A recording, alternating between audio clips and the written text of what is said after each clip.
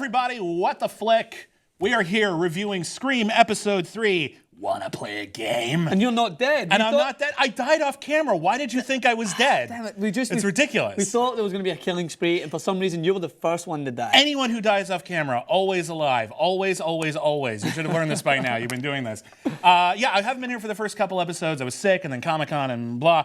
But I'm here now to get back on track with Scream. Alonzo Duralde couldn't make it this week, so we still don't have the gang back together, and that sucks. But the fit is hitting the shan on this show, and I gotta be honest, I've not been able to weigh in on this series yet. Not a fan so far. No, it's got real problems. So, well, the one main problem, which everyone can see, is the acting. I'm afraid it's very, very mediocre. I feel like the acting is getting worse as the storyline seems to be getting a little bit better. Like I like how one thing I loved about this episode is Emma being put in a situation where she technically has to choose between her friends. She chooses so fast. She was like, don't kill Brooke. What? Why? Well, I think she thought because Riley was in the police station, she's thinking, who's it the safer of these two? So don't kill Brooke, meaning rule her out. But it still seemed like an easy choice. Yeah.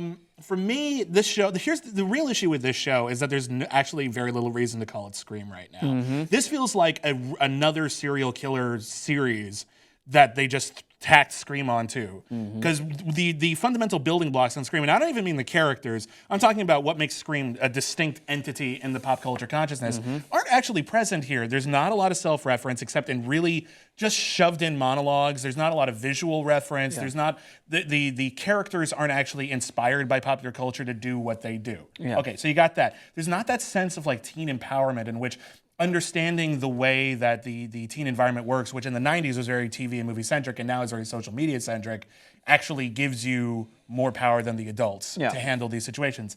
That's not in there. And also, it's not very witty. No, the wit is gone. Like, the wit is absent. Wit, and that's a little bit. Noah was one of the most captivating characters. And I like Noah. I like Noah. I like that the Randy in this one is actually like a cool kid, although he's not popular. Yes, but if you notice at any time, because again, the majority of the references on the show, they don't do a lot of visual shout-outs.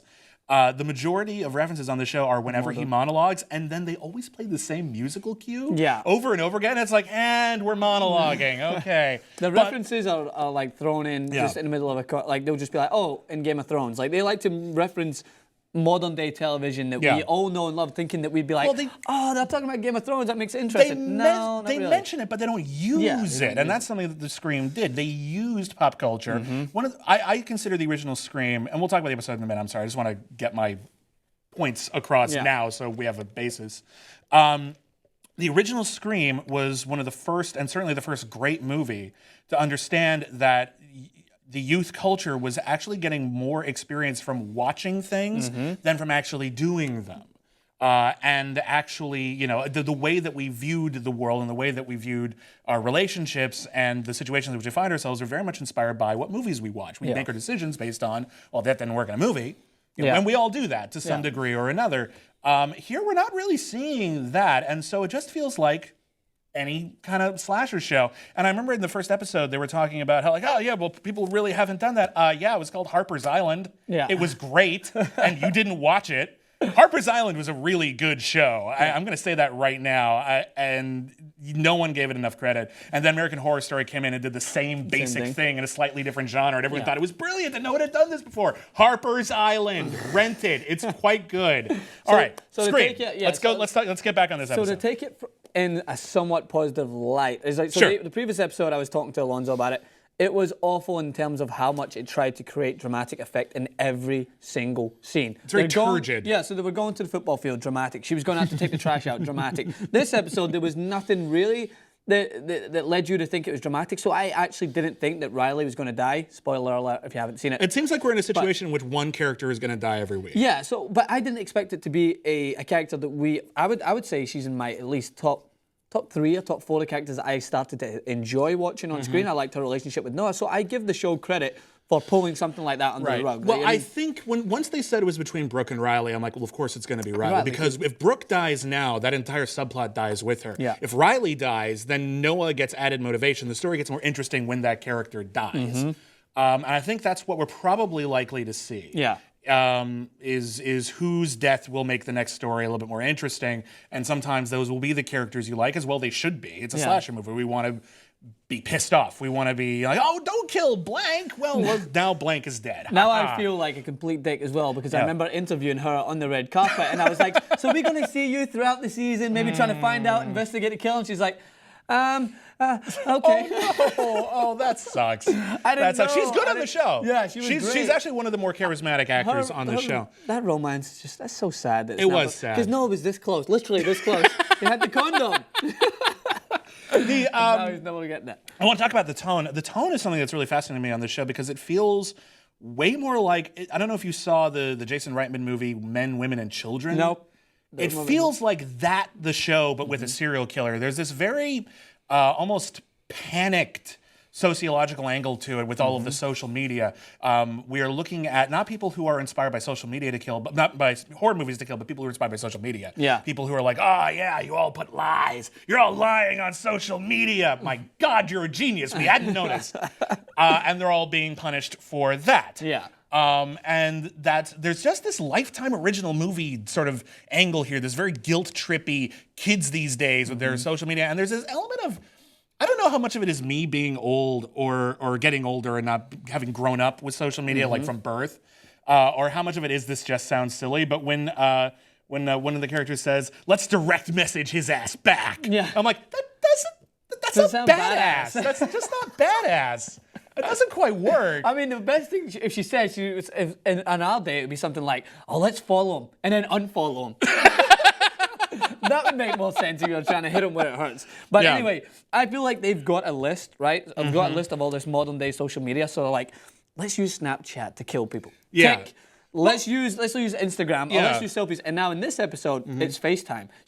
Instead of just a casual call, which you expect in Scream, now it's a FaceTime where you can actually see the person, and she's sitting there, and the poor girl dies on FaceTime. And I will say this right now. I will say this. I do think that the actual kills on the show are realistic. Are pretty clever for the most part. They're not like mind-blowing. Yeah. I wish there was some element of reference to it to make it scream, but they're pretty good. I always feel bad for the characters. I worry about them. The deaths are pretty good for being on MTV.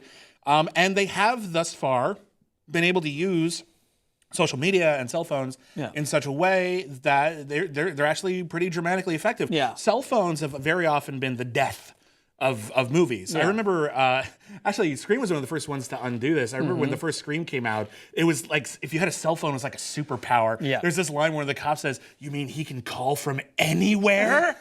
Like, yeah, it's a cellular phone.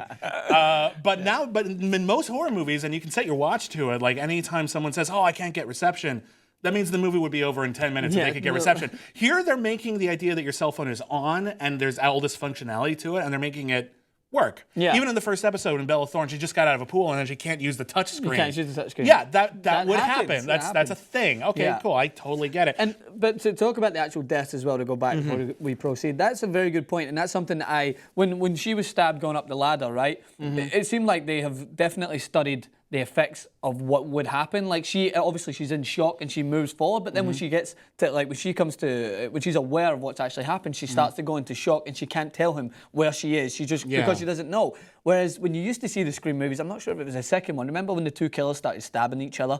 That was the first one, yeah. Yeah. Like, okay, I love that movie, but you can't just sit there and keep stabbing each other for a while before it having some sort of effect. Well, and then they start getting woozy. Yeah, that's true, but I just felt that there were far too many deaths in that movie where they didn't take into effect what actually would happen to your body if some of them happened. Right. In this show, I feel like they've taken more consideration. We are more aware of what would happen. We are becoming more disturbed as a community that we try to discover what happens to your body. And I felt that, I mean, when I was watching her, I felt her exhaustion. I felt that I felt her panic because she didn't know where she was once the panic set in that I'm dying, basically. Yeah. What do you think of, and I haven't seen, I saw your first review, I haven't seen the second review because there was like a problem with my internet.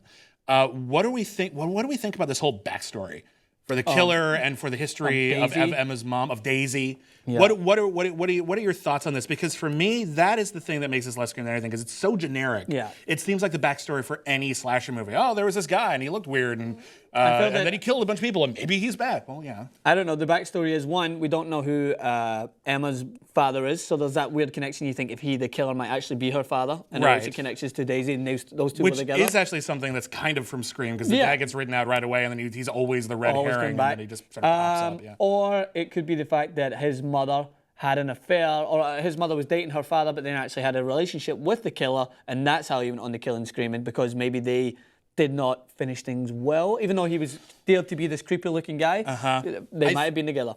I feel like I got lost in your pronoun use there, but okay, I think I'm following along. Yeah. Yeah. For me, I don't know. It's okay. It's just something just a little generic about it, and this feels like. Did you watch Bates Motel? Yeah. Okay, so Bates Motel, that was a show that was better than I thought it would I thought it was be. pretty good. And one of the things that they did to make it better was, there's this whole thing about, okay, Norman Bates, eventually he's going to become Norman Bates. Norman Bates. Okay, fine. But what they did was, in order to build it up, because there's only so much material there, was I think they were even very open about it, said we're doing Twin Peaks.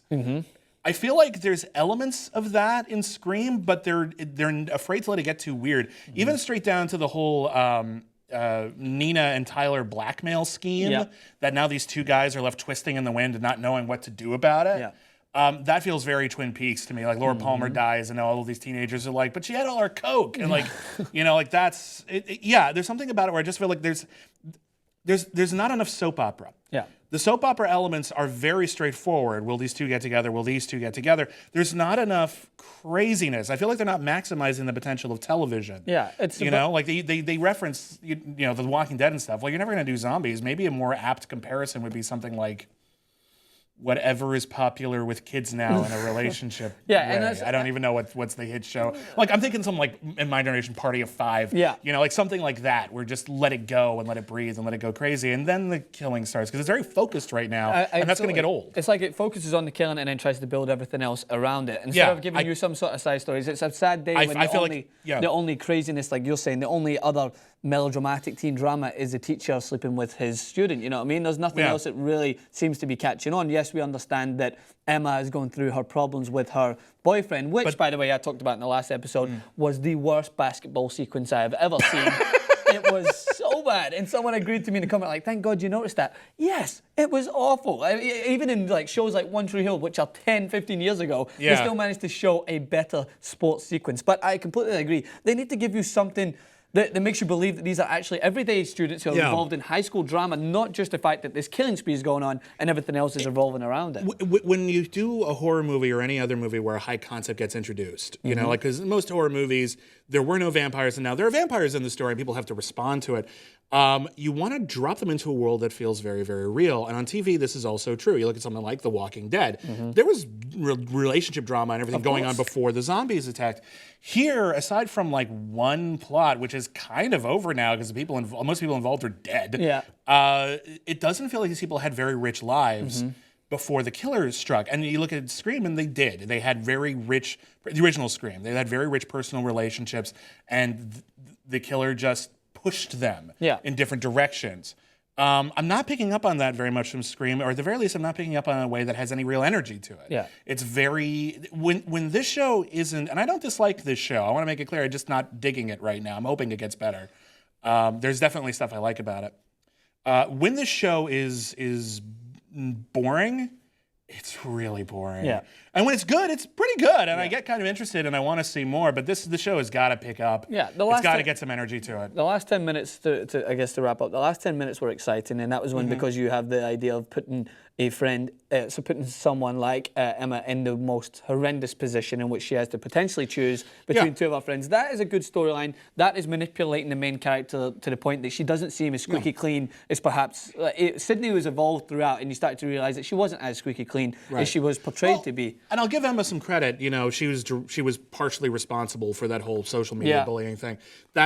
She isn't squeaky clean. I think she's trying to be. And I liked putting her in that position, and I thought that was at least potentially quite scary. Whenever this show actually kills someone, it spikes. Yeah. It gets better. But when it's not, as I said, it feels like men, women, and children. It's this very sort of didactic finger wagging at a young generation, and it feels weird that it's on MTV. Is MTV for old people now? Yeah, that's what I thought. Where it's just like we're just judging teenagers? Well, at least the music's good in it. It's not great job, MTV. Is it? I think the music's pretty good. It feels. I like weird how for you me. Did the title, so I'm like, I like that song. Bang. For me, I look at the show and there's so much like orchestral thing that feels rather canned. I'm talking about the actual song. Like I agree with like the score throughout. Like that score comes up as soon as Noah starts talking. It's every time. It's that moment where in any show they look into the distance and they'll just suddenly it's the same slow music that plays around. But the actual music, that they play in certain scenes, like the funeral scene. I dig that song. I thought it was pretty cool. I don't know. Like, I just feel like I remember when MTV started putting on their own original programming, the soundtracks were fantastic, and they were so fantastic, in fact, that once they ended up putting like Daria on like home video, they couldn't get the rights to all the music because it would have been too expensive. Yeah. And I feel like now it feels a little bit more like a WB thing, where at the end it was like, tonight's episode of Scream featured music by Nickelback. You know, like it doesn't quite have the same coolness factor, but maybe that's my taste in music now. Maybe these are the most popular songs in the world, and I'm missing it. I'm so old. So old. What happened to me? I was cool once, I promise you. So that's it. Stick with it. That's it. We're going to stick with it. We're going to see where it goes, because I do think the medium is interesting, and hopefully it becomes like half as good as Harper's Island. Seriously, watch Harper's Island. It was kind of cool. So we'll be back with more Scream next week. Alonzo will be back. Alonzo will be back, and keep screaming. I knew it was coming. Keep screaming. No, you like that? You like that one? It was fine.